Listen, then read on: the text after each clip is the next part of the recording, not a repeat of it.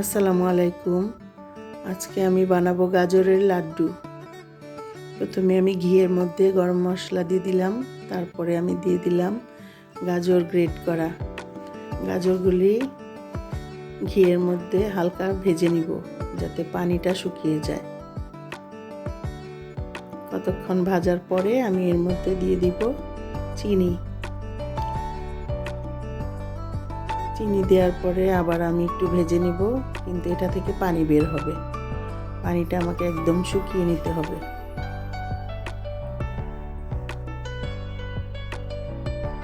পানিটা শুকিয়ে যাওয়ার পরে তারপরে আমি দিয়ে দিব গুঁড়ো দুধ।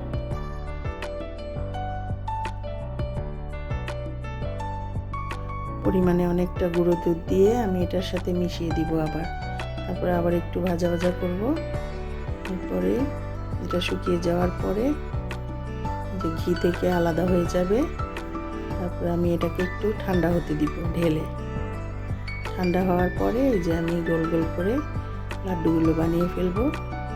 তৈরি হয়ে গেল আমার মজাদার গাজরের লাড্ডু।